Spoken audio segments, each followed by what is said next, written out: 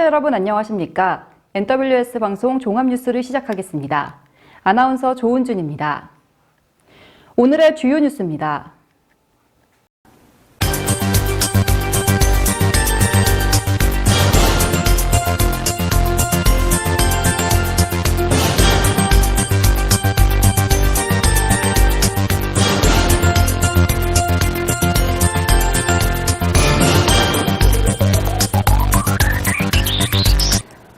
원희룡 국토교통부 장관은 21일 고양 일산신도시를 방문해 이동환 고양 특례시장과 함께 노후계획도시 현장을 점검했습니다. 일산신도시 아파트 밀집 지역을 직접 걸어다니며 노후계획도시 현장을 살폈고 지역 주민들과 대화를 나누고 여러 의견을 듣기도 했습니다. 원 장관은 이번 현장 방문으로 주민들의 생생한 목소리를 듣고 지역 현안을 직접 확인할 수 있었다며 노후계획도시 정비에 대해 정책적 차원의 지원과 보완 대책을 마련해 나갈 것이라고 약속했습니다.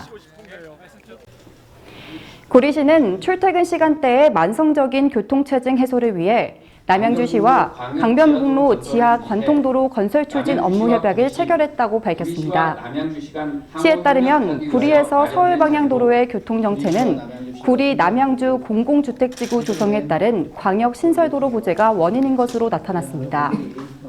양 지자체는 왕숙천에서 강변북로 구간의 지하도로 건설 등 근본적인 교통대책을 국토교통부 등 관계기관에 공동으로 촉구하고 향후 실무협의회 운영을 통해 적극 협력해 나갈 계획입니다. 구리시 수택 2구역 주택재개발조합 조합원 150여 명이 10일 오전 수택동 D교회 앞에서 항의 시위를 가졌습니다. 조합원들은 조합장이 조합원들의 의사를 무시하고 교회 측에 혜택을 주고 있으며 교회는 현 장소에서 계속 운영하여 재개발 사업에 차질을 가져오고 있다고 주장했습니다. 최근 여러 문제들을 해결해 나가며 무난하게 재개발 사업이 이루어질 것이라고 예상했으나 조합장 측과 조합원들 사이에 갈등이 불거지며 수택 2구역 주택 재개발 정비 사업이 제대로 마무리될 수 있을지 걱정하는 시선이 늘고 있습니다. 현장에서 조합원 관계자 측의 얘기를 들어보겠습니다. 자, 오늘 집회하는 궁극적인 내용을 좀 한번 말씀해 주세요. 네, 저희 조합원들은 21년 5월 3일부터 2주 기간 3개월 줘서 대부분 나갔는데 여기 동명교회도 조합원입니다. 종교부지를 분양을 받았는데 여지까지 버티고 대법원 상고심이 3월 16일 날 기각이 됐어요. 그래서 확정 판결이 이제 나왔는데도 불구하고 안 나가고 조합장과 어떤 얘기를 했는지 모르지만 지금 현 수준에서 1.2배 규모로 지어주고 등기비용까지 달라고 지금 요구를 하고 있습니다. 우리 대다수의 조합원들은 이것은 인정할 수 없다 하는 게 지금 이유고요. 보시다시피 이래서 우리의 울분을 토하고자 오늘 나왔고 이 집회가 처음은 아니었습니다. 작년 12월 달 영하 15도 추위에도 집회를 2번인가 했고 우리의 뜻을 조합장이 너무 잘 알고 있는데 이율배반적으로 조합원들의 말을 지금 들어주지 않고 동명교회가 원하는 대로 1.2배 신축을 한다고 지금 해서 울분에 차서 오늘 나오게 됐습니다. 이상입니다. 구리경찰서는 관내 어린이집 원아 30여 명을 대상으로 청사 견학 및 실종 예방을 위한 지문 등 사전 등록을 실시했습니다. 또한 가정에서 휴대전화로 안전 드림앱을 무료로 다운받아 본인 인증 절차를 거쳐 손쉽게 사전 등록을 할 수 있는 방법을 지역 커뮤니티에 적극 홍보 중입니다. 구리경찰서 관계자는 아동뿐 아니라 치매 노인, 지적 장애인 등 어플리케이션 사용이 어려운 분들을 위해 찾아가는 지문 등록 서비스를 확대 운영할 예정이며 실종자가 빠른 시간 내로 보호자의 곁으로 돌아갈 수 있도록 최선을 다하겠다고 밝혔습니다.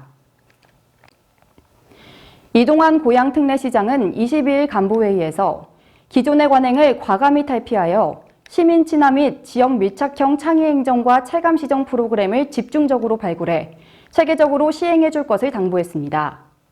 이 시장은 또 매주 민생 현장을 찾아가 주민들과 소통하고 월별로 현황과 시책에 관한 인터뷰와 브리핑을 통해 언론에 적극적으로 대처해달라고 말했습니다. 특히 고향형 아이템 선정과 추진 과정의 시행 로드맵을 시민들께 보고할 수 있도록 부서별 단위로 작성할 것을 지시했습니다. 남양주시는 21일 시청 여유장에서 2023년 노사민정협의회를 개최했습니다. 이날 회의는 주강덕 남양주시장을 비롯해 남양주시 노사민정협의회 위원 12명이 참석한 가운데 위촉장 수여식을 시작으로 부위원장 선출, 공동선언문 채택의 순서로 진행됐습니다. 남양주시 노사민정 공동선언문은 국내외 경기 침체로 인한 위기를 극복하고자 공정과 상식에 기반한 합리적인 노사관계 구축을 위해 노력하겠다는 실천 의지의 내용을 담았습니다. 주강덕 시장은 앞으로 노사민정 간 진솔한 대화를 통해 좋은 의제를 발굴하고 공유하면서 양질의 일자리를 확보하고 사업하기 좋은 남양주시를 함께 만들어가길 바란다고 말했습니다. 구리시의회는 22일 의회 멀티룸에서 3월 3차 구리시의회 의정 브리핑을 갖고 주례회의 운영 결과 조례안 2건, 일반안 5건 등 총 7건을 논의했다고 밝혔습니다. 권봉수 의장은 구리시민 축구단 창단 타당성 용역 결과 보고와 관련해 자원회수시설의 편의시설인 구리시민 스포츠센터 축구장을 연고지 경기장으로 사용하게 되면 주민 편익을 침해할 수 있다는 우려를 전했습니다. 또한 축구장에서 경기를 할 경우 축구단의 입장료를 받을 수 있는지에 대한 검토와 창단하게 될 경우 인건비, 운영비 등 매년 14여억 원의 예산이 필요할 것으로 예상되므로 관련된 사항을 신중하게 검토해야 할 필요성을 제기했습니다. 두 번째, 2023년 제3회 구리시 국가유공자의 날을 맞아 3월 22일부터 24일까지 시청 대강당 로비에서 6.25 전사자 유해 발굴 사진 및 유품 전시전을 개최합니다. 구리시에서 처음 개최되는 이번 전시회에는 국방부의 후원을 받아 조국 수호를 위해 목숨을 바친 6.25 참정용사의 사진 50여 점과 유품 40여 종 등 200점이 전시될 예정입니다.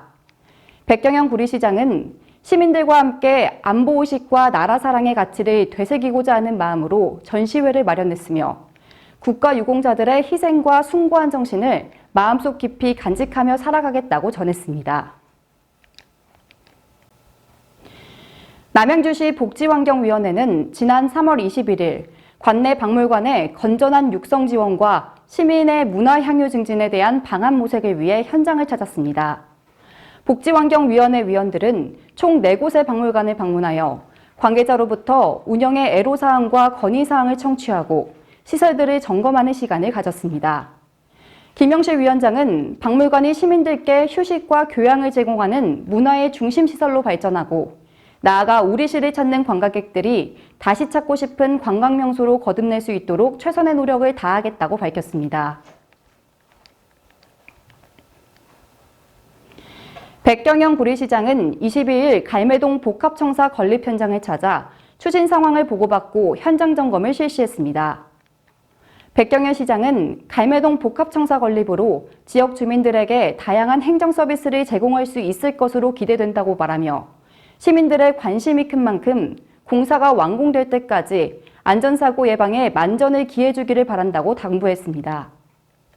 갈매동 복합청사는 오는 4월 24일 갈매동 행정복지센터 업무를 시작으로 건강생활지원센터, 어린이집 등이 입주해 본격적으로 운영될 예정입니다. NWS 방송 종합뉴스를 마칩니다. 시청해주신 여러분 고맙습니다.